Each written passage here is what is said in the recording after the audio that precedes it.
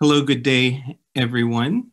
Whether you are on Eastern Standard Time or another time zone within the United States, or if you are viewing from around the world, welcome to today's event entitled Voting Rights Election 2020, Colleges, Universities, and Us.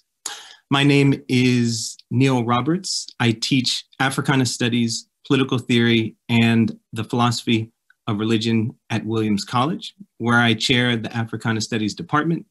And I also direct our W. Ford Schumann 50 program in Democratic Studies, which is the co-sponsor for today's event. And so I want to not only issue some welcomes, but also to say a little bit about the Schumann program and also tonight's event and our featured speakers before turning it over to my co-moderator.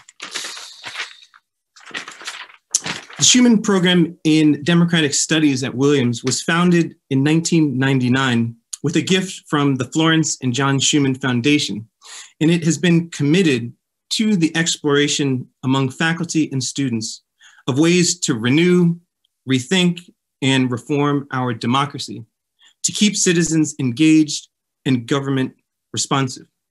As the Schumann Faculty Fellow, I've focused over the last few years programming on issues of democracy and civic responsibility.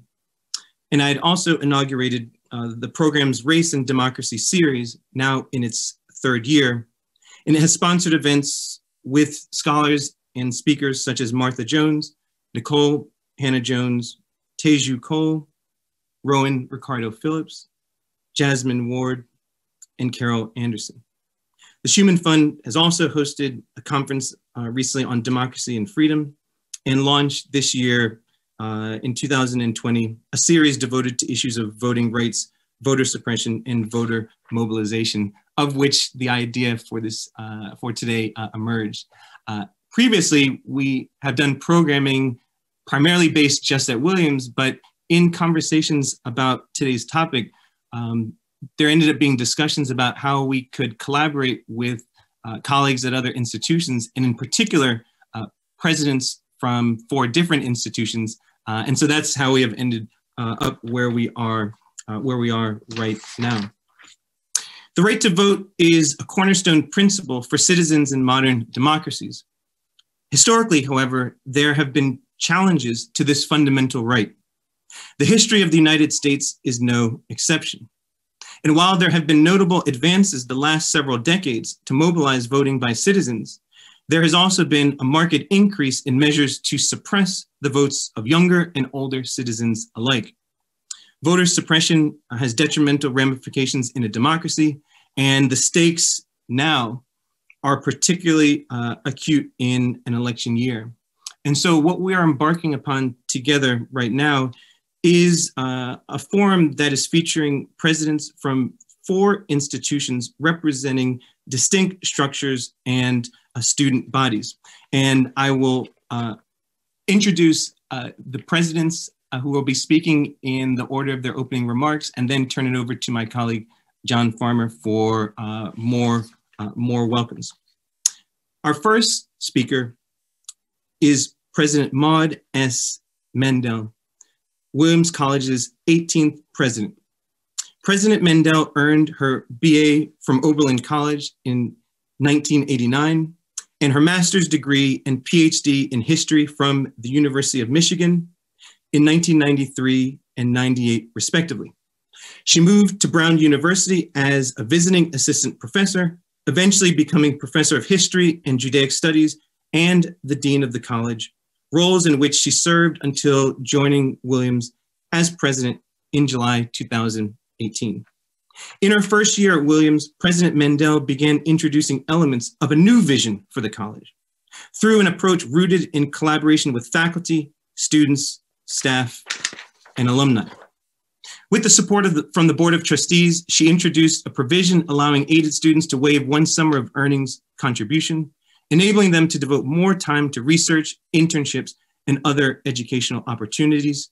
and she has strongly encouraged the college's increased attention to transfer students as a part of our diverse campus community. An accomplished historian, President Mendel has devoted her scholarship to examining how policies and practices of inclusion and exclusion in the 20th century France have affected ethnic and religious minorities, particularly Jews, Armenians, and Muslims from North Africa. And she has written many texts, both monographs and edited volumes on this topic. And last but not least, in addition to her work as Williams president, Mendel holds the title of Professor of History and teaches as frequently as her schedule allows, including tutorials. And she lives in Williamstown with her spouse, Steve Simon, and their children, Lev and Ava. Welcome, Professor Mendel. Our second speaker is President Jonathan Holloway. President Holloway, a US historian, took office as the 21st president of Rutgers University, the State University of New Jersey, on July 1st, 2020. He also serves as a university professor and distinguished professor. Prior to accepting the presidency at Rutgers, Dr. Holloway was provost of Northwestern University and a member of the faculty of Yale University. At Yale, he served as Dean of Yale College and the Edmund S. Morgan Professor of African American Studies, History, and American Studies. At Northwestern, he was the Chief Academic Officer, where he supervised the university's educational policies and academic priorities and oversaw preparation of the university's annual budget and acted on faculty appointments and promotions. President Holloway's scholarly work specializes in post-emancipation US history with a focus on social and intellectual history. He's the author of many volumes, and if my bio that I've seen is correct, there is a kind of upcoming work entitled "The Cause of Freedom: A Concise History of African Americans," among many works. Additionally, Dr. Holloway, who began his academic career at the University of California, San Diego, received a bachelor's degree with honors in American Studies from Stanford University and his PhD from Yale. Several accolades, but let me welcome Dr. Holloway. Thank you. Our third speaker is Dr. Wayne A. Frederick. Dr. Frederick was appointed the 17th president of Howard University in 2014. He previously served as provost and chief academic officer. Most recently, the Howard University Board of Trustees selected Dr. Frederick to serve as the distinguished Charles R. Drew Professor of Surgery. Dr. Frederick has advanced Howard University's commitment to student opportunity, academic innovation, public service, and fiscal stability. He has overseen a series of reform efforts, including the expansion of academic offerings, establishing innovative programs to support student success, and the modernization of university facilities. President Frederick received his BS and MD from Howard University. Following his postdoctoral research and surgical oncology fellowships at the University of Texas, MD, Anderson Cancer Center, Dr. Frederick began his academic career as Associate Director of the Cancer Center at the University of Connecticut, upon which he returned to Howard University, in which his academic positions included Associate Dean of the College of Medicine, Division Chief in the Department of Surgery, and several other prestigious positions, including also during this time, earning a Master's of Business Administration from Howard's School of Business in 2011. Dr. Frederick was honored with a Distinguished Alumnus Award from the University of Texas, MD, Anderson Cancer Center, and he currently serves on the Board of Trustees for the Federal Reserve Bank of Richmond, the U.S. Chamber of Commerce, and Humana Incorporated. In 2017, he was named Washingtonian of the Year by Washingtonian Magazine, and in 2015 was named Male President of the Year by HBCU Digest. Welcome, President Frederick. And our fourth speaker is President Ellen Kennedy. President Kennedy is president of Berkshire Community College, also affectionately known as BCC.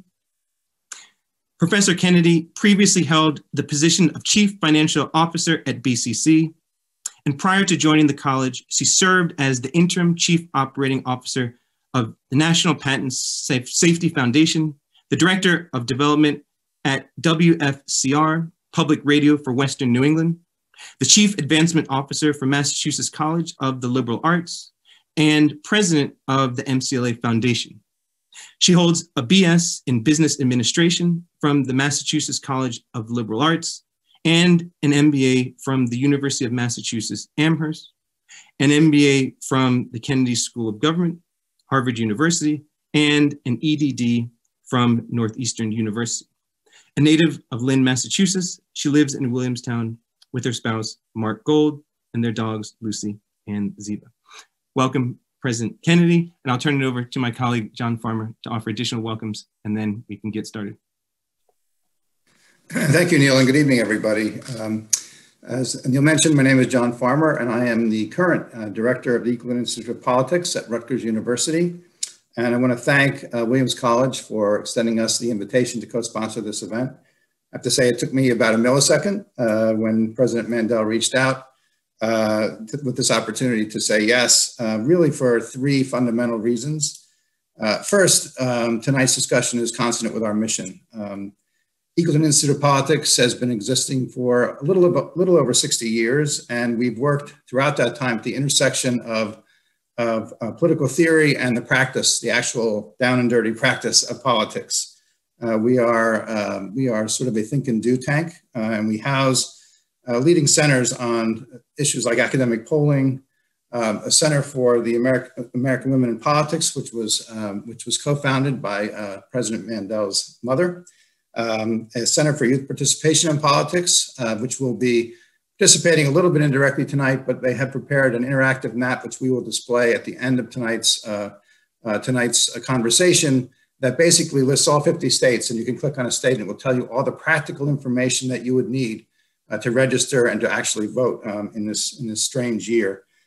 We also have a Center on the American Governor, which has been studying the different decision-making been going on in the 50 states in the midst of the COVID-19 pandemic, an initiative on science and politics, which has been exploring the uneasy relationship between scientists and politicians, which has been underscored as well this year. And finally, a Center for Community Protection and Resilience, which has been studying the emergence of online extremism and the militia movements that threaten the integrity of this year's election. So the second reason that I said yes so quickly was that tonight's discussion is also consonant with our moment. As Neil mentioned, many question the future of democracy, given the unique challenges of COVID-19, social unrest based on the fundamental inequities that have been exposed both by the pandemic and by the killing of George Floyd and others, and an increasingly bitter national election. So given those realities, the role of colleges and universities is central to the national discussion, and all the more important that we have this discussion tonight. And my final reason is one I alluded to earlier, that for almost half of Eagleton's existence, its leader was Ruth Mandel, and she is our guiding spirit, both for the Institute and I think for tonight's discussion. So before I turn things over to President Mandel, I just a couple logistical notes. You'll see, those of you who are tuning in, you'll see the Q&A function icon on the bottom of your screen. Please submit any questions over that Q&A.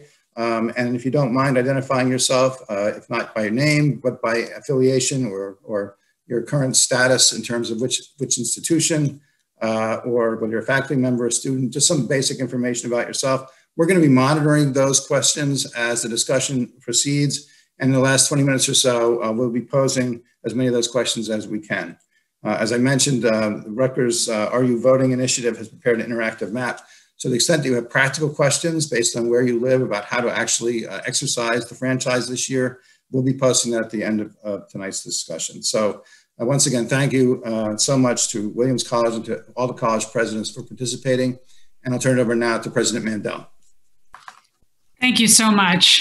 Thanks to my fellow panelists, to Eagleton for co-sponsoring, for everyone out there who is attending to talk about this important issue, and to Neil Roberts, who first dreamed up this idea and had some fun conversations with me about getting the ball rolling on this. As John already mentioned, my mother, who recently passed away, was the prior director of Eagleton for many years. And so tonight's partnership has special significance for me as a result. Prior to that role, my mother spent a significant part of her career running Eagleton Center for the American Woman in Politics, which conducts research into women's political participation and leadership at local, regional, and national levels. And I mention that because I learned so much from my mother about leadership as I watched her in this role. And as I toddled along after her as a child, from event to event, I also learned about the importance of having a voice and of learning to exercise it. Democracy, she taught me, wins when we recognize the votes of the widest range and variety of people. And democracy wins when our government is accountable to all the people whose interests it represents and serves. Now, thank goodness I grew up at a time when women's suffrage was taken entirely for granted, that my right to vote was guaranteed without a doubt. It's really beyond disheartening to me that we're at a moment in our country's history when not everyone can say that, and that in 2020, voter disenfranchisement and suppression are topics of mainstream discourse. And the more that I've learned about this topic, and the more I've been thinking about the role of our educational institutions in fighting back, as we think to shed light on this problem and elevate its significance. I've spent the better part of my career, long before coming to Williams, studying and teaching about 20th century European history. And there's no question that this relatively recent past points out how dark the world can quickly become when people are stripped of their political voice and their ability to advocate for themselves. And it seems to me that the job of higher education is to fight these trends in every possible way, to educate an informed global citizenry, to provide pathways of advancement to talented, hardworking individuals from all walks of life, and to empower young people with the tools they need to make positive change in their society at all levels. I have to say, I did not think it was the job of higher education to fight for democracy itself. And yet this year, I've come to think that that must be also a core part of our mission that we must elevate. Indeed, the core values of democracy are built into our institutions of higher learning, no matter what kind they are. No matter what kind of institution we are or who we educate, we all provide our students with the tools they need to reach their highest aspirations. We provide them with space in which to test their assumptions and to speak their minds. And we empower them with ways of knowing and skills to compile evidence to defend an idea in the broad arena of competing ideas. And we do this so they can maneuver through a world in which they will encounter many people different from themselves, and to be able to talk productively across those differences. We do all of this so they can go into the world to solve problems we have not yet solved. By definition, then, we provide them with tools so they can go in the world to be better than us, to ask things we haven't asked, and to come up with new ways of approaching the intellectual, social, political, and scientific problems of our times. And we do this assuming that each and every one of them has something to say, something to contribute, and some way of making us better than we already are. I really do not believe these are partisan statements. A healthy democracy rests on the premise that all individuals have the right to elevate their voices, and it is our job to help them have the skills and the capacities to do so if they choose to. It presupposes that we are at our best when everyone is included. Now, I'm quite sure that many students at Williams College disagree with me on many, many issues. Indeed, they tell me so regularly. But I think we all agree that our society is better if we are all counted, and that they will be better served if they graduate into a world where their ideas can maneuver without restraint. So for me, then, the mission of the college is twinned with our country's democratic principles and with the fundamental ability of all people to exercise their right to vote in that country. And I look forward to tonight's conversation as we think together about our institutions can work towards these ends. Thank you.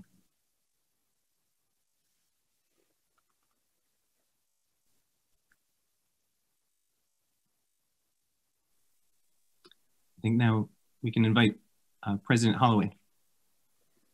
Thank you very much. I didn't know if I was waiting for a cue there. I apologize for that. President Mandel, that was elegant and eloquent. Thank you for sharing that. And I agree wholeheartedly with every single thing you said. I want to tell two stories, one very quick and one that takes a little bit longer, but I'll still stick within my time frame, I expect. And I'm afraid I didn't do the research to give you timestamps for these things, but these are the first story doesn't have the timestamp specifically. The other one I know intimately. The first story is really me looking at the newspaper, and this was after apartheid crumbled in South Africa. And it was the first opportunity for Black South Africans to vote. And I don't need to go into the details of that particular story. It's a story well told and really one of the more astonishing ones in our modern age. The thing that stuck with me though is on the day of voting, whatever day that was, and that's the part I can't give you the timestamp on. There's a photograph in newspaper, I don't know which one, and it was a line of voters.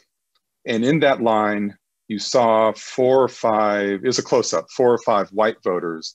And then peeking over one man's shoulder was an old Black woman, wizened, and peeking over, looking at the line ahead, waiting for her vote.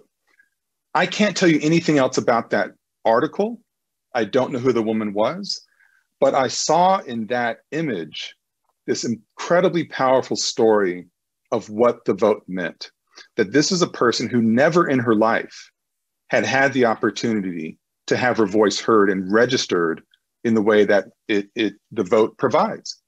And that she was willing to stand in what was an incredibly long line. I don't know how long she was standing there, but she was decades older, more than twice the age of the people she was standing behind. And it was peaceful, everybody was there. I'm projecting the story a little bit, I don't know the details, but that someone who was easily over 80 years old understood the powerful moment that was afforded her by that vote. And importantly, that she was casting a vote for a future that she would likely not see. And that may be the most important part, is that the vote is an act of certainly a citizen declaring a voice, but it's also an expression of optimism that the future can be better because you've participated in some way. So that's one voting story wrapped up there.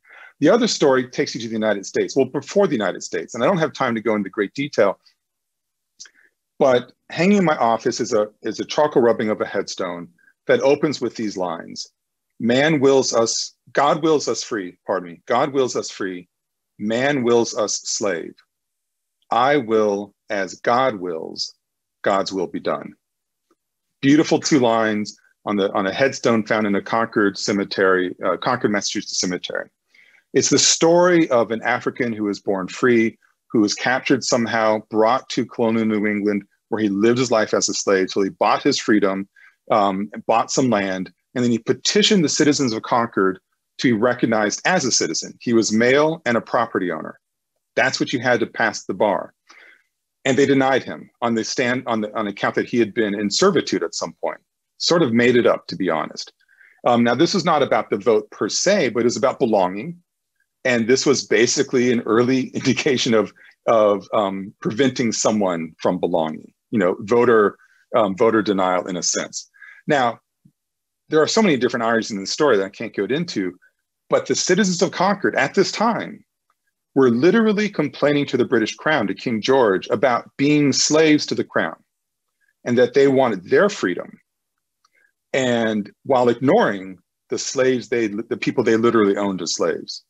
And when one acquired the source of freedom and secured all the rights that a citizen should have at that time, they were blind to their irony, to the contradiction, and they were invested in keeping him in his place. Now, there's a much richer story to tell here, but there's some important markers. And I've been telling the story a lot since I joined the Rutgers community. This story, the headstone, the next after those top 2 lines, here lies the body of John Jack, died March 1773. He died on the eve of revolution. He died in the town that was where the shot was heard around the world that started the American Revolution just a few years later.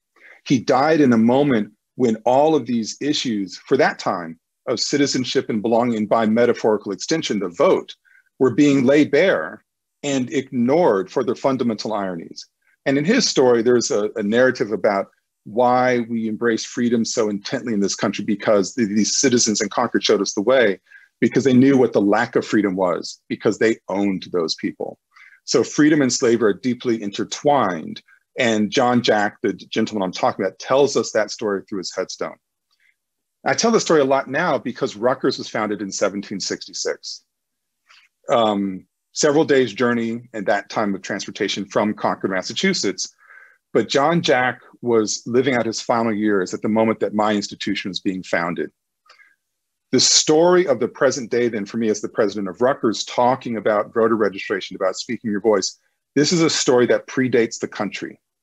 And what also predates the country are the efforts to suppress the vote, to suppress access to citizenship. And we need to understand then that this moment we're in that is very challenging in all the ways President Mandel mentioned. This is an old story too. Voter suppression is as American as claiming the right to the ballot box. And we need to wrestle with that, and we need to fight against it. And we need to fight against it for people who we will never meet, for a future that we may not know, because if we don't do it, who else is going to? Thank you.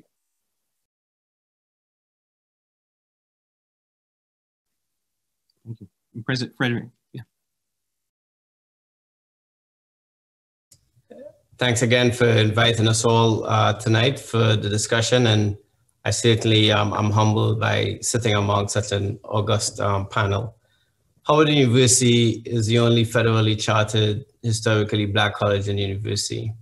It was signed into charter by the 17th president of the United States, an open racist, who on the same day that he signed Howard's charter, actually vetoed the first Reconstruction Acts. And so the irony of him starting what would be, I think, America's greatest romance in this institution, and on the same day denying the very people that it would uplift in its existence, has an irony in of itself as we talk about the right to vote and the opportunity for people to take that away from those so well deserving. Last week, Howard hosted its 2020 homecoming celebration, and we did so even in the midst of a pandemic and when the vast majority of students and faculty were not on our campus. By maintaining these time-honored customs and adapting them for the times we're living in, we demonstrated that this gathering is so much more than just a mere tradition. Homecoming at Howard is an excellent reminder of our university's purpose and the role we play in our community and the country. And while we could not come home to this physical place, it was clear to me that we needed to come home to our souls, come home to our purpose. And so with that in mind, this year's homecoming theme was advocacy. A key part of the week-long list of festivities was the HU Ideas Symposium, which was this year titled From Protest to Policy, the Pursuit of Racial Justice.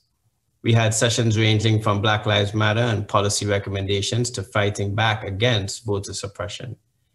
There were also sessions on transforming the lives of African Americans, as well as programs focused on art, education, and racial justice. Each session featured Howard faculty, alum, and students who demonstrated how passion and knowledge can transform into ideas. Despite the magnitude of challenges facing our country, I came away from homecoming inspired and confident in our future because of the role Howard and institutions of higher education will continue to play in shaping it. A country's self-improvement begins with active citizens who take interest in these issues and find a way to participate in the solutions. Howard is perfectly positioned to instill these values in our population. To me, Howard functions as a nucleus. We are a small yet central body with a reach and influence that extends far beyond these walls. We are a multi-purpose organization that serves as headquarters and field house for a wide variety of essential functions. And so we bring in students to find their callings and develop the skills needed to pursue their ambitions. After their education is complete, we send them out into the world to pursue their service and make a difference. But their ties to the nucleus is never severed. Our students are constantly being re-educated by us, by Howard. From events like homecoming to articles in the media and scholarly publications, there are ample opportunities to stay connected. This constant state of return and engagement with alma mater empowers alum in many, many ways. Howard is also a think tank where the best and the brightest minds in the fields come together to cultivate ideas that may become the basis of law and policy. And clearly, we are living in unprecedented and uncertain times. With the pandemic and racial justice, protest movements, as well as a contentious and deeply partisan presidential election, this moment in history will define the era to come. We cannot sit idly by and wait to see what happens. We must play an active role in steering the course of our future destinies. My wife and I will vote sometime in the course of the next 2 weeks. And we will, as a family honored tradition, take our 16-year-old son and 14-year-old daughter with us to the polls.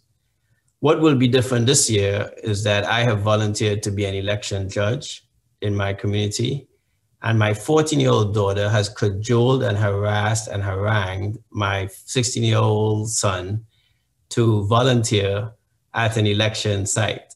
When she found out that you had to be 16 and above, she decided that he was going to participate, whether he liked it or not. And ultimately, while there are macro issues to be discussed around voter suppression, I hope that the one thing that young people listening tonight would get from this is that it all begins with us. It is always going to come down to the binary of what we add in to the whole. And so long as we continue to use our voice, there are no problems so large that we cannot fix. So thanks again for the opportunity to participate. Thank you. Thank you so much, President Mandel, for including Berkshire Community College in this very important conversation tonight, and delighted to be part of continuing your mother's legacy and part of the good work of the Eagleton Institute, and looking forward to sharing that link with our students tomorrow of the map of the country and to further their understanding of what's happening. I took a slightly different approach to my opening remarks, and that might make perfect sense for a community college to have done so. I'm thinking that a number of people who might be listening tonight may not be quite as familiar with community colleges. So I will try to provide a frame for that in the foundation to help inform the conversation that we have going forward. Berkshire Community College, which is about 24 miles from Williams College, is actually the first community college in Massachusetts. It just celebrated its 60th anniversary on September 15th. And if you think back, the reason we have community colleges in this country was what happened after as we were coming out of the Second World War, and a recognition that there would be a baby boom and a much greater demand and not enough seats in all of the colleges and universities across this country. So we were founded as on a liberal arts curriculum. It was very important to our very first president, who came from Dartmouth College, to ensure that our students were informed citizens, that they understood the interconnectedness of their efforts, their knowledge, their understanding, their ability to analyze data and to think critically and to work in teams right back from the very beginning. That president, President Tom O'Connell, had weekly forums. He brought the campus together and required them to participate in spoken word and performance and learning to do public speaking, and then writing essays afterward to reflect on what they learned and what they took from that. So from its very beginning, our community college and most community colleges in this country saw the value and the importance, and have continued to ensure that a liberal arts curriculum to help inform its citizenry continues. I thought it might be, and also because of our connection to Williams, I thought I would mention that some of our very first faculty were trailing spouses from Williams College. We were so fortunate to call Clara Park, one of our very first faculty members in our English department, and she had a long and storied career following her time with us. So we feel very fortunate to be in the shadows, so to speak, are connected in so many important ways to Williams. I thought it might be important to talk a little bit about a recent study, the national study of learning, voting, and engagement that Tufts puts out, the Tisch College of Civic Life. In 2014, which is the first year we have benchmark data, we had 68% of our students registered to vote, just 20% actually cast a vote. When you move ahead to 2018, and that is after the 2016 election, we saw a slight increase in registered voters, 72%, but we saw a huge jump in actual voters. 40% of our students voted in the 2018 election. We're about 1% above the community college average for voting in that election. So right around where community colleges fall in that. We saw an increase in all age categories. And one of the things that's most interesting about community colleges is we have 16-year-old homeschoolers. So obviously they weren't voting, but we go right up to great-grandparents. So our student body is very reflective of the country. It is diverse. It is actually we're 2/3, and this is across the country, 2/3 female. But as I said, we saw equal participation in the election. We also saw that the same number of percentages of students who were full-time and part-time voted in the same percentages. And that's really important because for most community colleges, and ours in particular, 2/3 of our students are attending part-time. So great to see that kind of thing. I'm going to shift gears for a second and just talk about one of the strategies that we used this year and this fall to amplify voting and the concept of why it really matters. We chose a curriculum theme of voting. Our Humanities and Behavioral and Social Sciences division really embraced this. They came up with it. We had 8 faculty who incorporated these themes in several of their courses. We saw it as a high impact practice, and we saw it as a way of increasing student retention and also student engagement. Through this process of using voting, we saw it as a way to and I talked about this earlier, but critical thinking, data analysis, problem solving, communications, and our students looked at these in many different ways. The faculty supported each other in this work. We, as all of you do, use a learning management system, and our faculty created a learning management page where they went in and shared what they were doing, how they were incorporating voting into their courses, what they were discovering in that process to encourage and support other faculty to think about how to engage in this work. We also established a LibGuide on our website that gave all kinds of voting information to our students that they could randomly find. The courses came from our honors program, Conspiracy Theories, which is usually the first course to be completely over-enrolled right away. And those students were looking at conspiracy theories around elections and have discovered some fascinating connections in that work. I'm sure over the course of the rest of this evening, there'll be an opportunity to share a little bit more about what our faculty have learned and what they've discovered and what our students are thinking about on these issues. So again, thank you so much for allowing me to participate this evening. Thank you to our presidents for those opening remarks. And so we're going to, before the question and answer period, we're going to shift to more of a conversation. Some of the questions that were prepared, John Farmer and I had some prepared questions, some of which your remarks touched upon. So, but we have others. And so let us begin this kind of collective conversation by talking about first the kind of broad issues on the role of colleges and universities in shaping American political culture. And then perhaps we can then shift to then sharpening the focus first to their role in promoting voting and civic engagement, and then hopefully finally to their kind of roles in addressing specific issues arising during this pandemic year, depending on our campuses. Some campuses have students, faculty, and staff who have returned, some entirely remote, some campuses in between. And also, as we heard from the fourth remark, the structure of your respective institutions very much might condition your responses to these. So, so let's begin. Observers of American social and political culture, including, though not limited to, Alexis de Tocqueville, Ida B. Wells, John Dewey, and Ella Baker, have emphasized the need for an informed electorate to sustain our form of government. What do each of you see as the role of community colleges, private liberal arts colleges, historically Black colleges and universities, and land-grant state universities in addressing that need?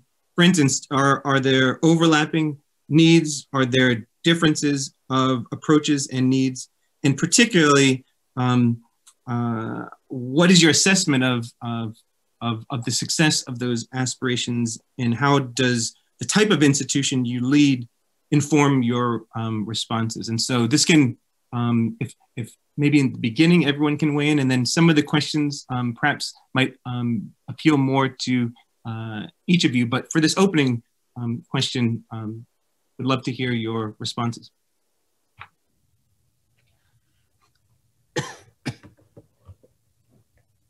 Jonathan, I saw you unmute first. Does that mean you had something you wanted to start with?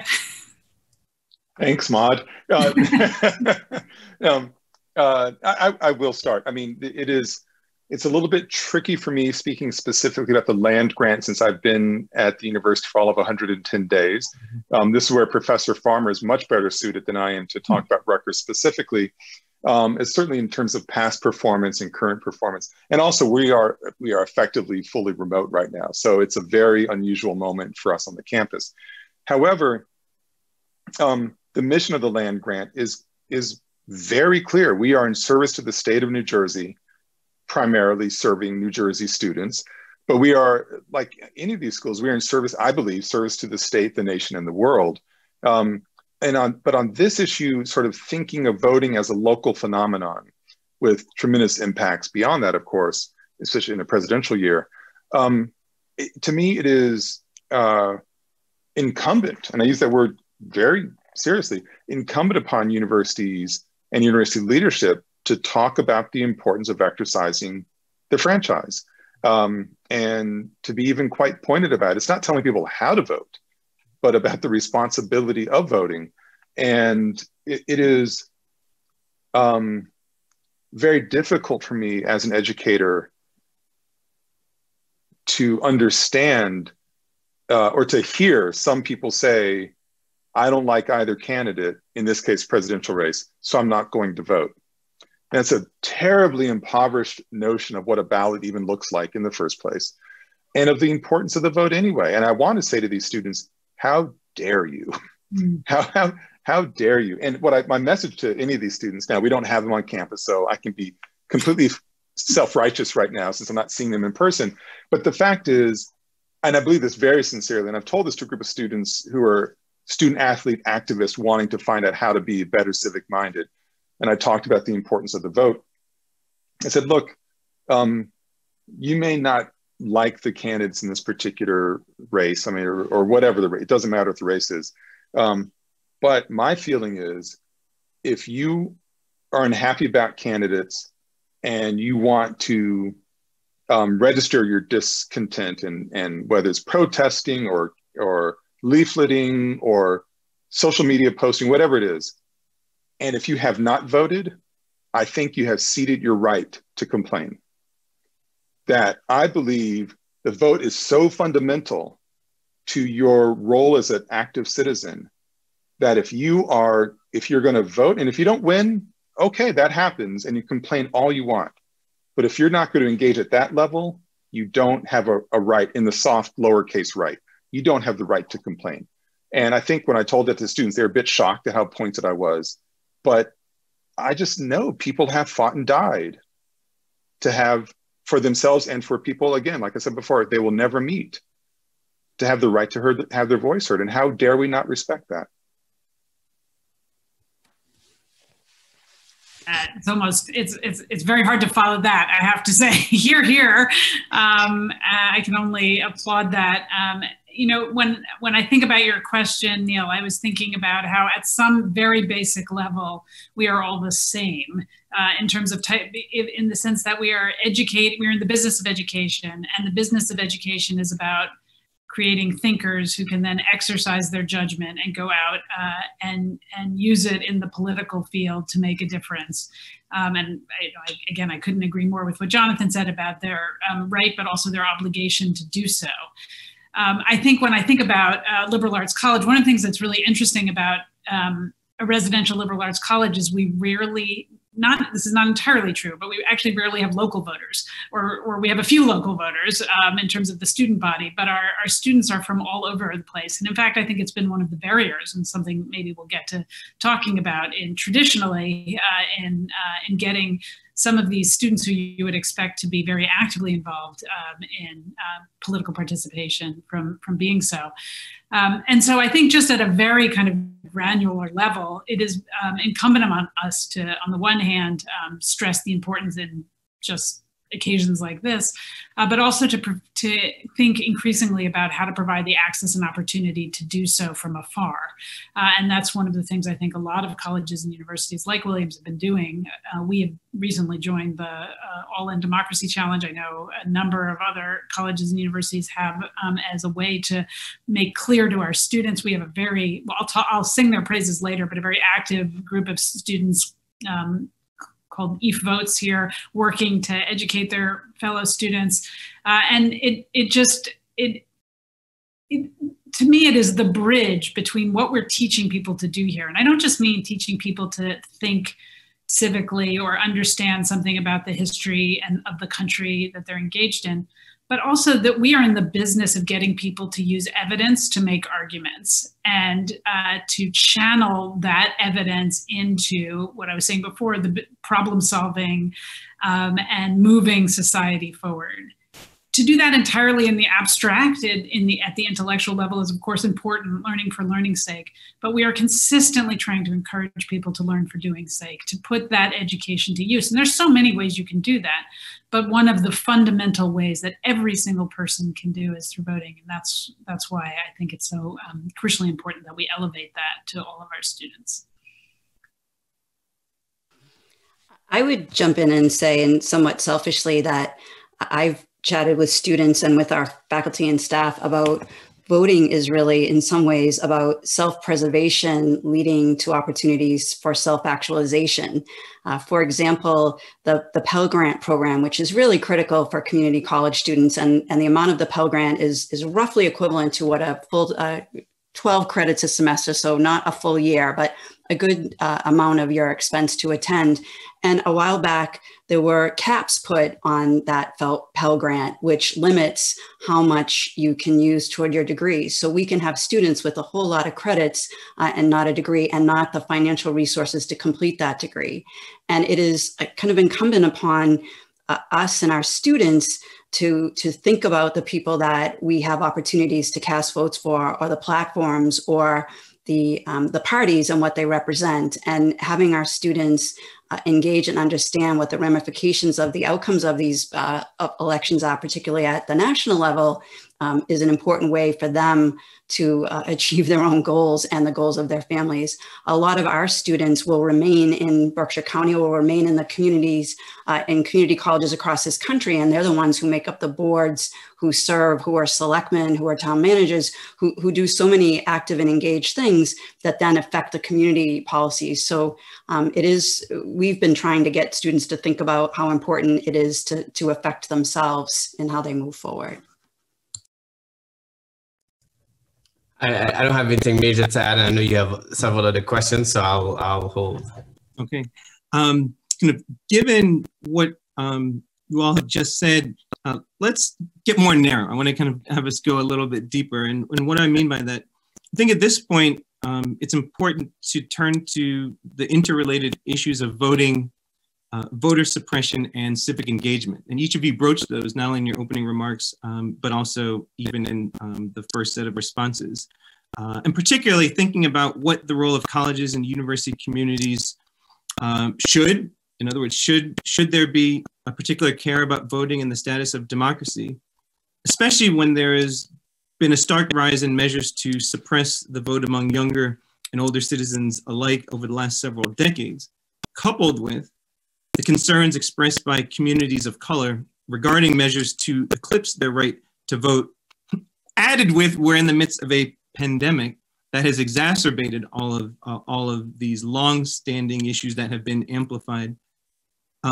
These all have ramifications for students at our institutions. So could you all address the topic of voter suppression, and particularly, have you addressed this within your respective college and university communities, given these very serious concerns? And if so, have you addressed this issue with regards to your institution's kind of students? So the broader institution, but especially also we have students kind of viewing, and so it doesn't have to be particular to just students, but there is a sense in which we're really thinking about the ramifications of all of this, particularly for our kind of college and university community. So if that made sense.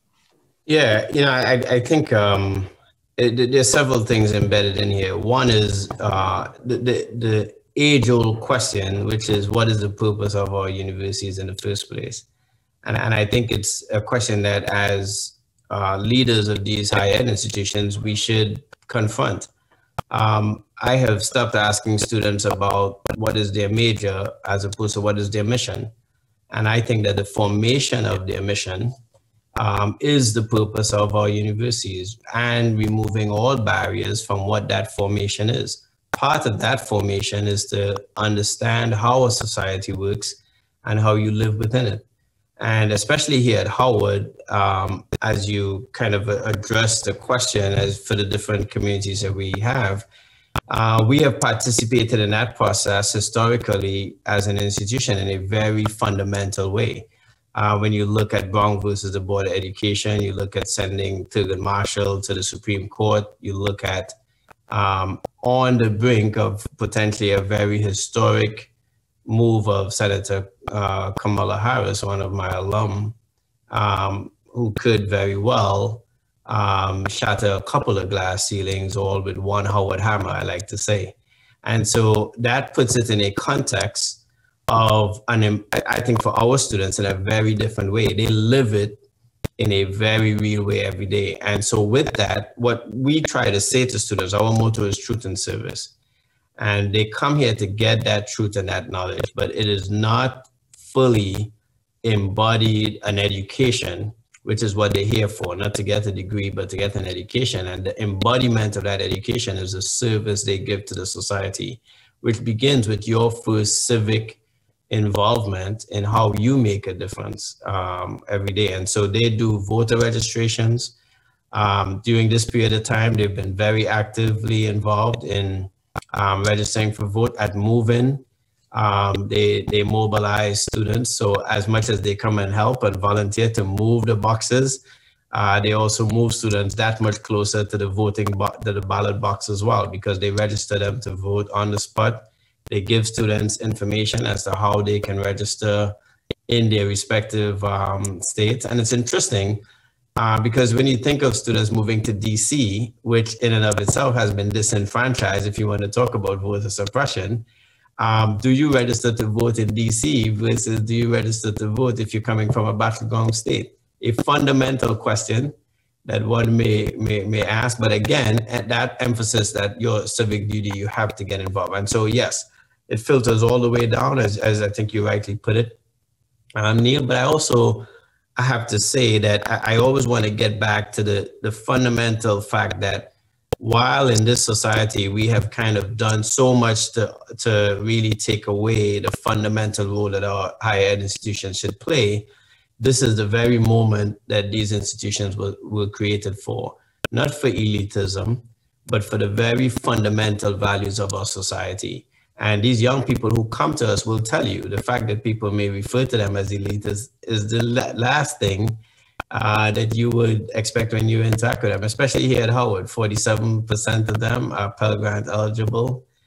We still have quite a number this is the first time in college, and yet still they will give up their inconveniences that they already have, not knowing where to get the next meal, having housing and food insecurity to make sure that other people are registering to vote. And so I think our higher ed institutions, we need to start owning the good that we do and the good that we were created for.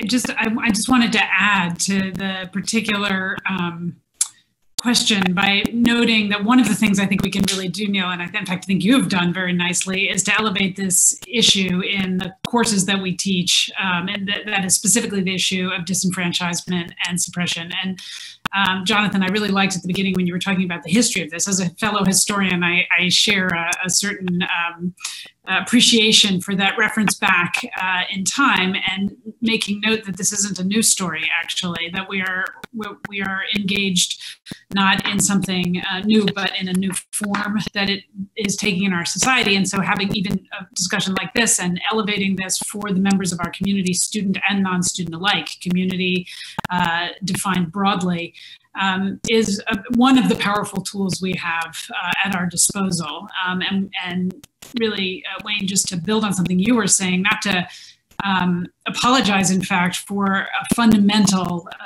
thing that we can do in our society, which is continue to empower people with knowledge. Knowledge about what they're facing, knowledge about the problems they need to solve and lean into. And that is something I think we do well, very well for our students, and can around this issue as well.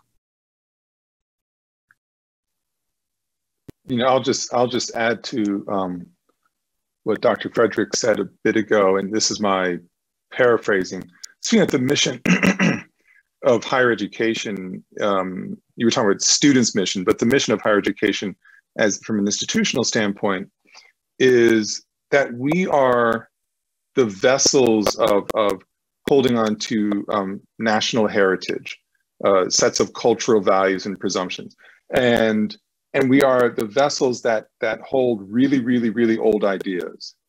And what makes universities so interesting is that we have that as an obligation, and if we're really functioning properly, the obligation to constantly question those old ideas. And there aren't that many institutions that allow both things to happen at the same time. Cherish the old and be at the bleeding edge, attacking the old to see what comes out. Now, it's exhausting, but that is what a democracy, high functioning democracy is like.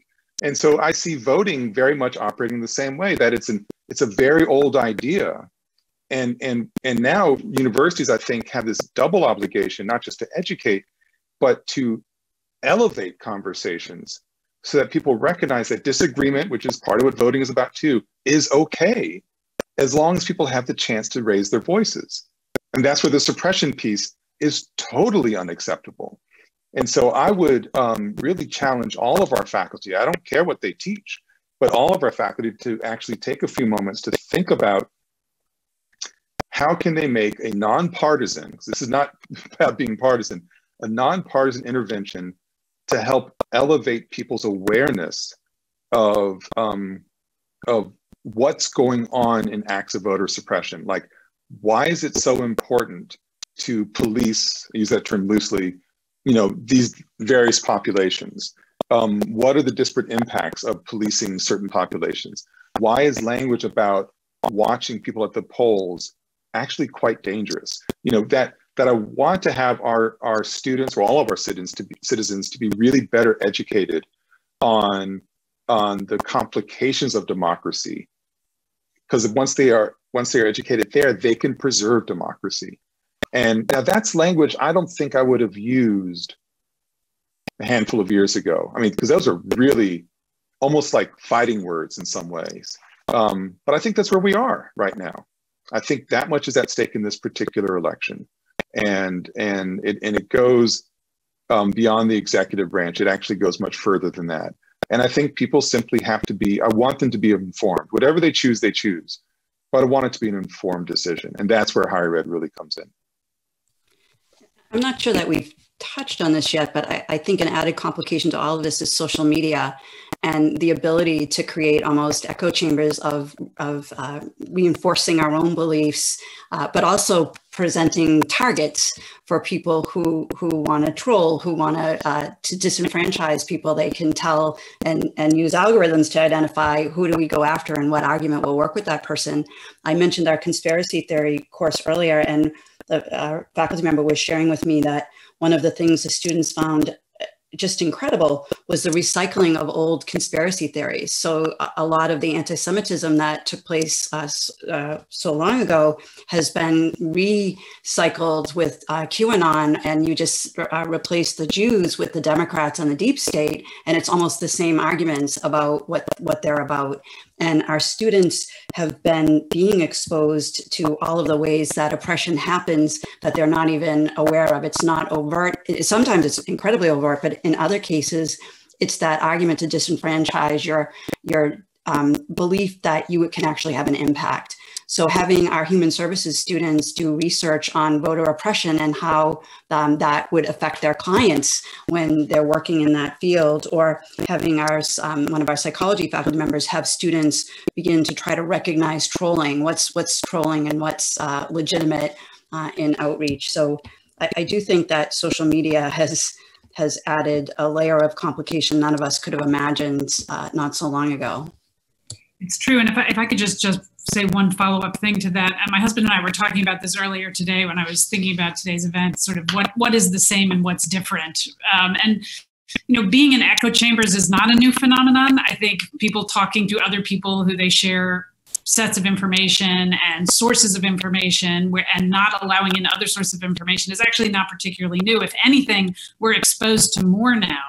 But what he was saying, and I think this is right, is the rapidity with which it's coming at us and the inability to sort of sort through the source of any particular thing and the sort of the intensity of it all at once really does change not the fact that you're in the echo chamber, but what to do with all of these sort of counter sources of information. And to go back to education, you know, ideally, and I really do say ideally because I don't think it always happens, but ideally we are in the business of teaching people how to sort between real evidence and things that are there to distract you, right?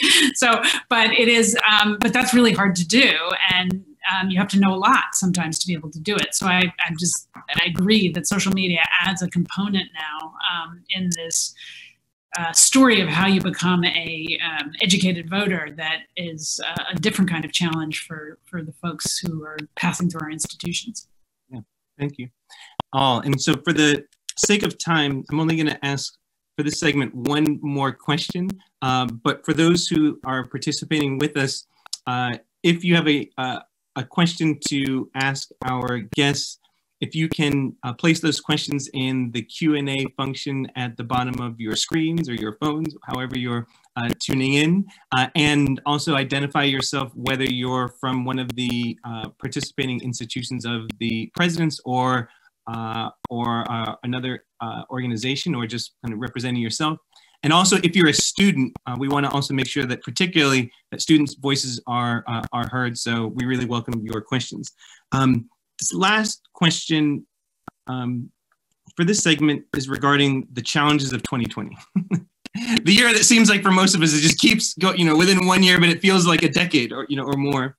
And specifically, you know, what challenges do you think are confronting especially students, kind of student voters in 2020, and what steps should colleges and universities take to address those challenges? And in the spirit of that second part of the question, you know, are each of you or any of you preparing your college and university communities both before, meaning kind of like either now or before this moment, and or after the November 3rd election results, or maybe I shouldn't say results, the November 3rd election, whether or not there are actually results on that day? Because I don't know about you all, but we in the classroom, one can see it even in not just hybrid, but the Zoom moment, the election and everything connected to it, not just the federal, not just president and vice president, but the different races, the sub-national, the sub-state level, school boards even, right? It's weighing on a lot of our college and university community. So in other words, what challenges, regarding challenges of 2020, what do you believe are particularly confronting our young people, our student voters, and if it's relevant, whether or not each of you on your campuses has either begun or plans to address the aftershocks of the actual election? I'm going to jump in quickly. I answered the latter part very fast and then speak more substantively. Rutgers is largely remote. So we are I mean, I don't like being remote. I want to be in person. I'm actually counting my blessings on this particular moment because of, you know, depending on the results of the election and the student body, you know, it could be a moment of incredible turmoil. As it is, I've already told my staff to, you know, keep my calendar that week incredibly light, so we could be ready to pivot as things happen. So that's just that's where we are on the ground. You know, what has changed in this moment, and this I wanted to jump in because it builds on, for me at least, what Presidents Kennedy and Mandel were talking about with social media. This is a generation voting for the first time that is social media native. Like, they've pretty much always had this. And I'll speak for myself, but, you know, I have a 20-year-old and 17-year-old, so I feel like I'm pretty in tune with social media, but I don't consume it in a way that my children do. And it's not native to me. So there's a way in which students are always less patient than administrators. I mean, across time. But now students can do things at a pace that administration simply can't respond. And I think, nor should an administration have to respond to something in 25 minutes, because I don't think you get to smart answers in those kinds of instances of crisis. But the fact is, I don't think universities, I will speak very personally here. I don't know from my personal experience as a university that is truly prepared to respond to a socially mediated student sensibility, especially at a moment like this, because the pace, the expectations are really off the charts. So that is what has me just very worried. And for reasons that have already been talked about, misinformation, and all these different things that are not, the ideas are coming so fast, we are not able to test them out against evidence, and we don't have time. And so that really has me deeply concerned. And I don't know how we adjust for future elections. I mean, I don't have the answer there. So for me, that's the big difference right now, and does have me concerned. I'd say, a couple of things on this issue in particular. Sometimes I worry about the echo chamber in a different way. I think when I look at our young people, and yes, as I said, I have a 16-year-old and a 14-year-old who can spin me around on Instagram, 6 different ways in a minute. And what I see in our young people is a slightly different problem. They have a larger volume of information, but less ability to critique it and to critically think about it. And I think when they come to us, they are coming very well informed in terms of having the bits of information, but not quite having it put together in the right way. So it's like they have all the pieces of the puzzle, but how do they then get it together? And I'll use one example. My daughter, several years ago, called me while I was on a road trip and said she wanted to show me something. And what she showed me was on FaceTime, she had taught herself how to do sign language. And I was totally amazed, because I said, why are you learning to do sign language? There's nobody that we interact with that you need to use it for. And a fundamental issue was that she saw a need to be able to interact with someone who she doesn't know who that someone is, but she knows that those people exist in a way that she could assist them. And at that time, she was probably 9 or 10. And I was fascinated, and I thought to myself, this would go away. I put myself back at that age.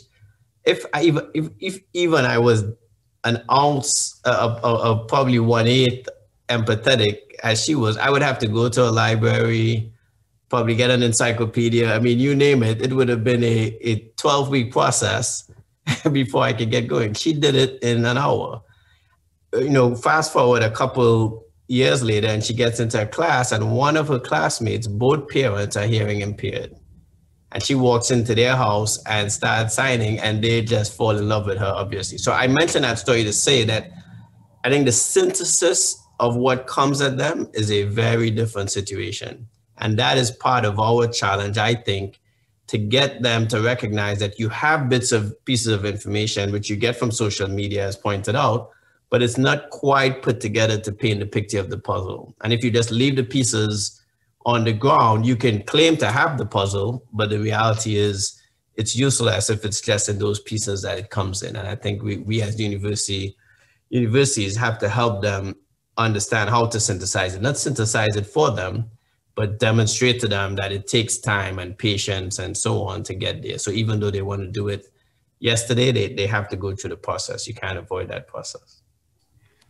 Thank you, President Frederick, for sharing that story about your daughter. And I really wanted to build on that, because I think the positive side of a lot of this is the ease in which you can get information. And I think this generation, and perhaps even all of us, are much more keenly aware of the Electoral College, of swing states, of the importance of votes in certain places. And although that can disenfranchise some people who are in states who are known to vote one way or the other, and you don't think your vote is quite as important, I think it also lends an awareness to students about how all of this works and how it all interconnects.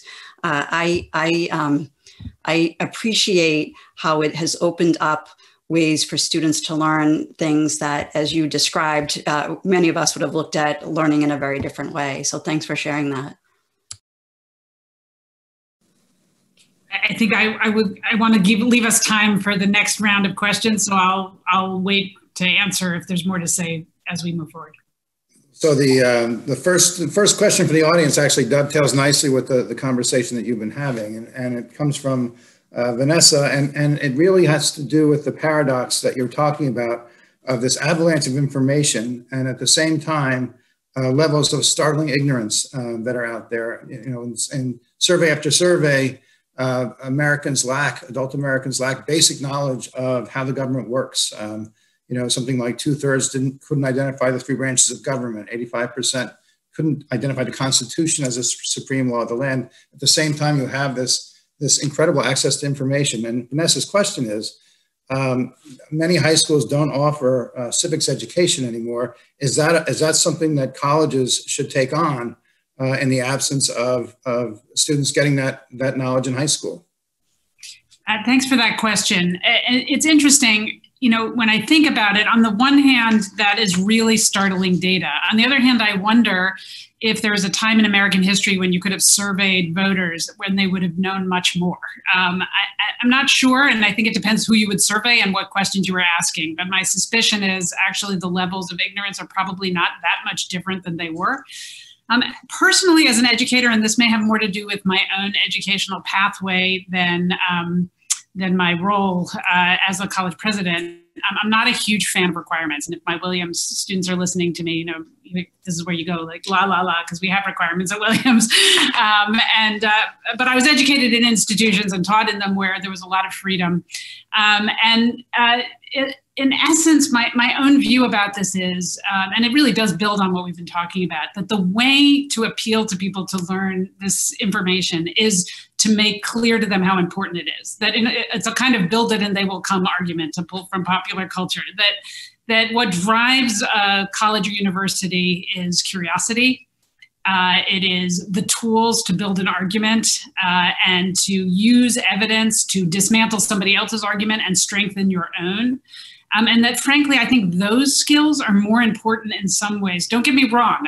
I think we should all know the 3 branches of government. I think the basics of of the kinds of education we're talking about are crucial to an informed citizenry. So I don't mean to dismiss them. But when I think about a requirement in that versus, because you only get to take 32 courses in college, right, thereabouts, versus the kinds of skills of critical thinking that you can get from substantive courses that you're drawn to because you're curious about them and want to learn about them. I frankly think those empower you just as much. So I would want to at least think that through before I move forward with a basic requirement myself. Nothing like an academic to make things complicated. But I agree. I mean, actually, I really mourn. I mean, for someone who writes about the histories of people who've been forgotten and ignored, it may seem, and on issues of citizenship, it may seem strange that I would have the same hesitation about civic education. I really wish our primary and secondary schools did invest themselves in civics education. I mean, the basics. I mean, I'm dating myself. That's okay. I grew up with Schoolhouse Rock. I mean, that's how I learned about all these things. I still remember the lyrics to this day. And I had a father who would test me on how many members there are in the House of Representatives and things like that. And I love having that information. But we also know there's a history of civics education. I mean, we know education can be a radicalizing influence or a very conservative influence. And civics education, I do worry about being taught in a way that is more nationalistic than patriotic. For me, patriotic civics education is about discourse, debate, the balance of all these powers and things. It's difficult. And it's not about memorizing like a catechism, you know, this, that, or the other, because democracy is messier and much more interesting than all of that. So, you know, I do think universities can do a great job with civics education. requiring it makes me uncomfortable in the ways that President Mandel just mentioned. But I want them to do it anyway. But I want them to know these things because it makes for a better country. Great. I would just quickly just to piggyback on that. I'm a naturalized citizen, and I have to tell you that that process was really, really great for me in terms of forming my ideas around this particular issue. Having to learn it for the test was one thing. Having to learn it to understand a country that I had already lived in for 20 years was really fascinating. And so I do see an intersection. We talk a lot about civic education in high school and those formative years, but I do think we do have to come up with a process for adult civic education, because the point that I think Jonathan was alluding to earlier about the school board and those types of things, as you move around this country, it's very different based on locality, et cetera. And I do think that we do have to have some opportunity. And that's one way I think our universities can actually bring in the local communities. But I don't think it's so much for just our students per se, but I also think it would be helpful if we did decide that partnering with the local municipalities to bring about some education and some orientation to our local communities may be helpful. I would just add it's a little bit complicated too at a community college. At community colleges, the students pay on a per credit basis. So it's not like I'm envious of four-year institutions where you can tuck things into a semester as part of what a student is paying for with their tuition and fees. But in our case, if we wanted to add another requirement and add that to the degree, the student would be paying the full cost for that. So we tend to rely on our faculty to embrace or adopt or believe something is important and then integrate it in different ways into their curriculum and across all disciplines. But it means that not every student gets that exposure. So we hope through service learning, through field placements, through clinicals, through other opportunities, they're out there getting engaged in understanding the interconnectedness of their work and how it's touching on the lives of others. We have a number of questions that sort of relate to the same general subject, and one comes from a high school history teacher and from some students from Howard and Rutgers universities. To summarize, I guess it would be that so much of the news that they're reading as students is about the fact that their vote has been diluted and suppressed, and gerrymandering, political gerrymandering, is now not something the U.S. Supreme Court is going to review. And so, what role do higher education institutions play in contextualizing that news, which might otherwise really discourage students from exercising their franchise? Yeah, my campus reacted, I would say, in a visceral manner to the 2016 election. And I remind students that, as I think all three of the other presidents have pointed out, the one thing that you could do worse than having your vote not count is not voting. Because ultimately, and I'm not trying to put the burden of what occurred, not making a political statement one way or the other, but if you don't vote, you definitely can guarantee that you cannot like the outcome if the outcome is not in your favor in terms of the impact it has on your life, right? We focus a lot on some of the political theater of the moment, but the reality is every single presidency matters for whatever purpose it is. I take people back to President George W. Bush, having the opportunity to nominate Myers as a justice, having that kind of blow up on him, and then nominating Justice Roberts, who has the potential to serve on the court for 3 decades as the Chief Justice. Those things matter ultimately. And then now you come into this, we're talking about the Supreme Court makeup right now, like we're surprised, but George W. Bush, for all the things that people may criticize his presidency for, impacted the courts in a very different way. So these elections do matter. They have consequences. And you cannot say that you're not going to participate in a system because your vote is not going to matter anyway. It mattered in 2016. It matters when you withhold it, just as much as it matters if you participate in it. And the last part I would say is that the people, on the note of the people who've gone before to do it, Vernon Jordan is one of my alum and a dear, dear friend, a dear mentor. And he reminds me that when the Civil Rights Act was about to pass, he went to his grandfather and told him, his father, told him what was about to happen and said, what is the most important thing you would want? And this was a man who had grown up in Georgia and used an outhouse to use the restroom. And he said to him, I look forward to the day when I can use a bathroom inside a house. So just think about that perspective from one generation handed to another to another. The fact that in his lifetime, he would have seen somebody before him live that experience, seen the Civil Rights Act pass, and now lives in 2020 to see a fellow alum on a major ticket of a party. So it happens. Change does occur. It isn't always at the pace that we would like, and it isn't always pretty, and it isn't always the way that we would like to see it, but it does happen, and you must participate in order to have it happen. Since there were Rutgers students who are also in that, that sort of question, I feel obliged to respond. And I really echo everything President Frederick just said completely. And I want to emphasize the 2 points. If you don't vote, well, that's a guarantee that you'll have no opportunity to be a force of change or a force of continuity, if that's interesting to you. The other thing I'll say is that, and this again amplifying what the president just said, politics are deeply dynamic. Think of how much has changed in the last 4 years, whether you like the change or not. It's kind of mind-bending. Think about what people can look at when Barack Obama was elected, that was an impossibility 8 months before he was elected. I mean, in terms of what people were anticipating.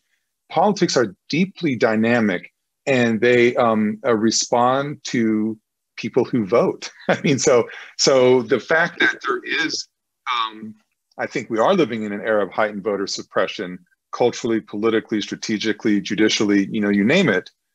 That doesn't mean it's set in stone, not at all. We all have a role, an active role that we can play, and that begins with voting. And I would just add to this something I think President Holloway, you said at the beginning, but it's worth elevating. Elections are about far more than just the presidential election. Every time you go into that ballot box, there's this host of other issues, some of which you forgot to study up on, and you have to figure out what you think about right there in the ballot box. But the state legislatures, the school boards, the ballot issues. So when you're in there, sort of what you have an impact on happens at multiple levels. And in fact, politics is often very local, right? The things that are going on in your own community are significant and have a direct impact. Often people ask me, why are students so active on campus to try to create change? And I always say, well, it's because they can walk into my office and ask for things and get things done and see it happen. And that's much more satisfying than casting a vote for the person who loses. That seems very far and abstract. Somewhere far away from you. In the middle, though, there's a lot of places you can have an impact and where your vote is very important as well. So keep that in mind, too, when you're thinking about having a voice in change. Before we get to your closing remarks, I have one more. There are several other questions, and I will say to the Eagleton people, I will answer your questions after this event is over. But a final sort of more general question about what do you see as the role of your institutions in reaching beyond the university walls to the broader public and educating the community and the public about issues as important as the importance of evidence-based decision-making and thinking, and what measures do you think are appropriate for your institutions to take to reach a broader public? So I'll just jump in here. I mean, this isn't exactly what you asked, but I'm going to leap from it to say that I think one of the things that has been exciting to me of late in higher education is the way we have all started to think, I think, much more than we used to. Well, I shouldn't speak for everybody else, but I think much more than I used to actually about the ways in which the things that we do on the campus have an impact off the campus in direct and hands-on ways. And one way I think we have a tremendous impact is in experiential learning and getting our students out in the community to support, frankly, what they already want to do. We have very diverse student bodies. They come very often out of communities and they want to go back and make an impact in those communities. And providing them with the opportunities to do that on our campus is both something we can do through our elections, but also through all kinds of engaged activities that they can be involved in. And we have a group of students, shout out to our Center here for Learning and Action, which is involved in this kind of work throughout the Berkshires doing that. So that's one aspect, I think, of what is, I think, increasing our responsibilities. To the specific question you asked about marshaling evidence to support arguments and to move the foundation of knowledge forward in a way that is useful for society. I almost cannot come up with words for how important I think that is. We are in a moment where science and knowledge is taking a bit of a beating in public discourse, but is also just daily evidence of how significant and important in all areas of our society evidence-based analysis is. And our students, we know, are going to go out and use these skills to make a difference in the world. And for me, President Holloway, at the beginning, I believe it was you, who talked about optimism. For me, that's the optimistic endeavor of education, that we are engaged in that work of providing students with tools to go out and use those tools in that way, and therefore to have that impact on the wider world. So I think it's core to the mission. I'll speak very briefly on this, is that Rutgers, it's a massive institution with 3 undergraduate campuses, all of which are based in cities. And we really use the language of being an anchor institution, that we are there not just providing education, but to help stabilize neighborhoods through employment, through education, through all the kinds of opportunity. We need to be good citizens. Universities have to be good citizens. That is about reaching out into communities not in ways that are extractive, but that are sort of laying foundations that will help stabilize neighborhoods, stabilize schools, stabilize what have you. And this is an important role of basically as being a land grant at a public university in particular, although I think all of our institutions have that duty and do that work. But that's something that we take very seriously, and we'll continue to do so. And that's vital too, as far as that a different form of civic education is being a good civic citizen. A community college is often thought about in its respective community as the community's living room and a place of gathering, a place of conversation and discussion, a place of performance. And there's so many different things that I could respond to around this issue, but I'm going to focus on a program called OLLI, the OSHA Lifelong Learning Institute, that we are one of the 3 community colleges in the country that actually hosts an OLLI on our campus.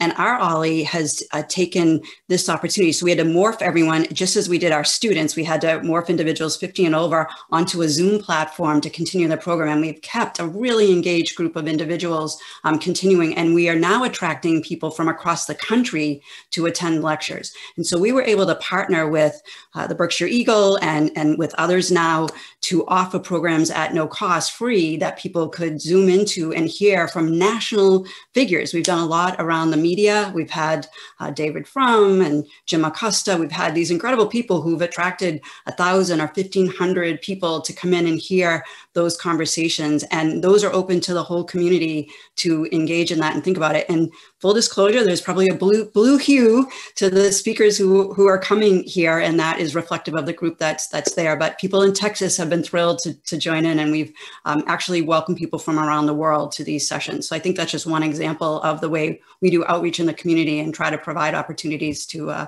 educate and enrich.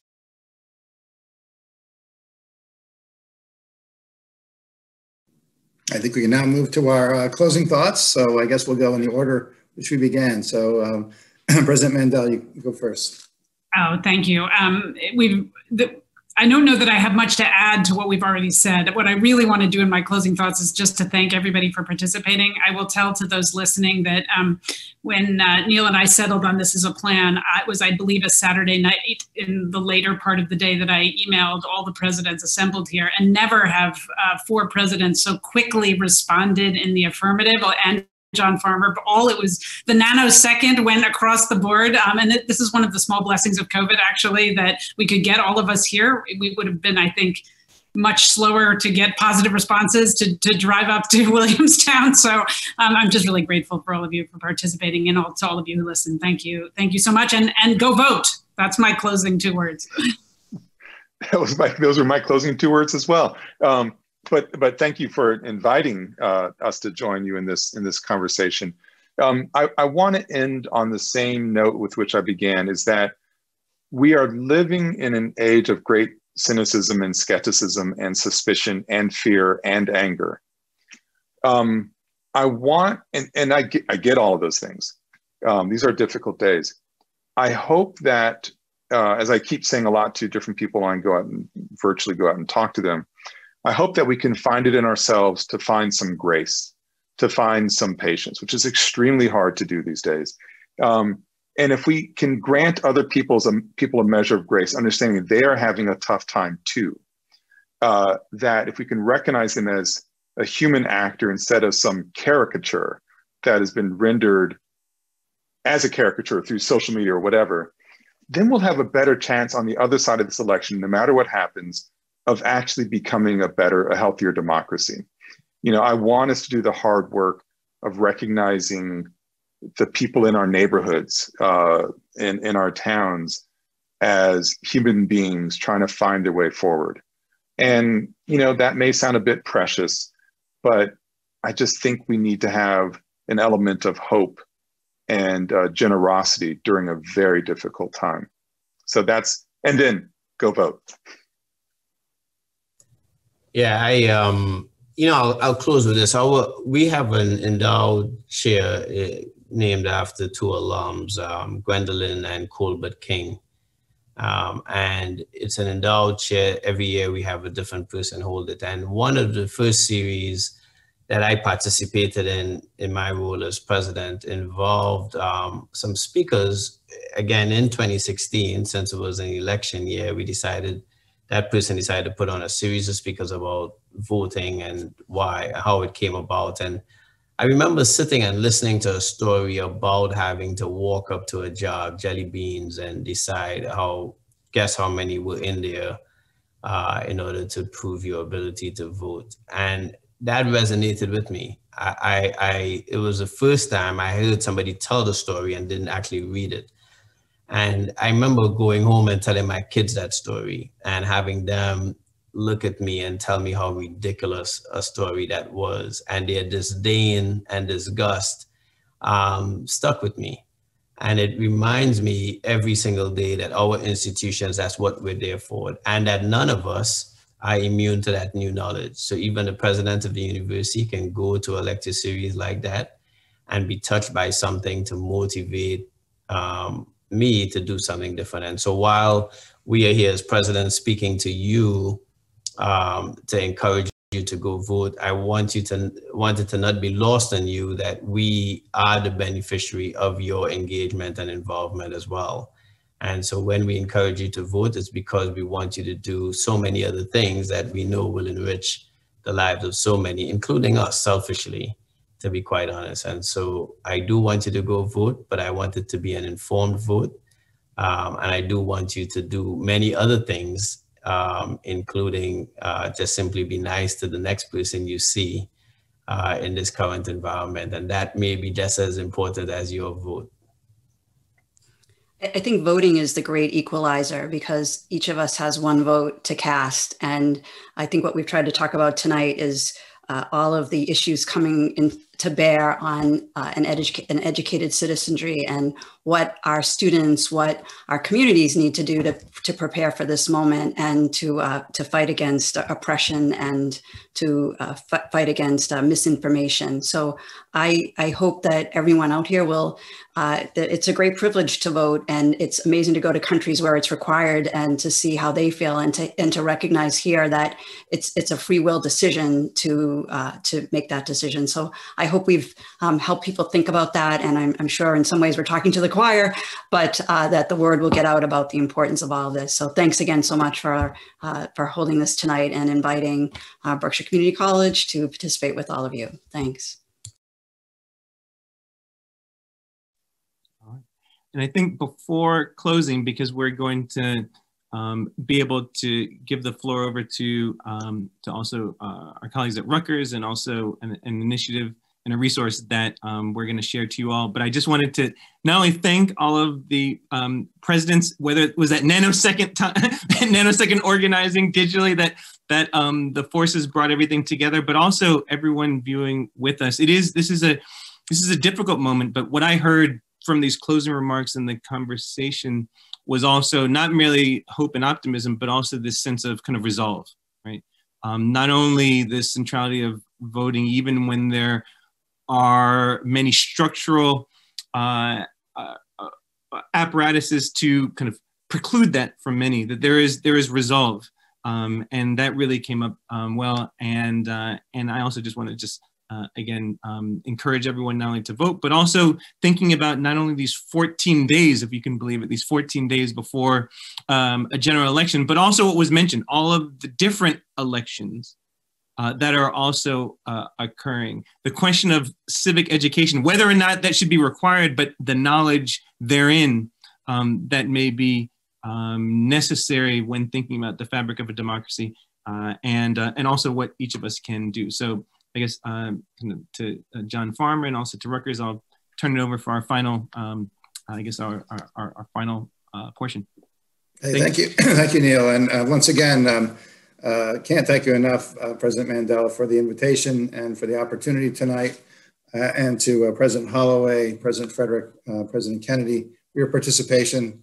Really valuable conversation. I also want to thank Patrick Gray from Williams and Max Vasquez from Rutgers for sort of making sure that everything was technologically sound, which in my case, I'm always a cretin where those things are concerned. So thank you for your help. And to Elizabeth Maddow and Randy Chmielewski, who may appear as a faceless box on your screens, who are also helping behind the scenes. And a shout out here to Professor Maddow. She runs our Center on Youth Participation in Politics, and they have put together a 50-state map that answers every practical question you could have about how to register, where to vote, how to vote, how many polling places are open, questions like that. So I think it's time to share that screen if we can. Yeah, the link is on there if you want to, if you have any questions and you want to check it out. It's every state is covered. And once again, thank you to everybody as we leave tonight. And as I'll just echo everybody else, please exercise your right to vote. Thank you.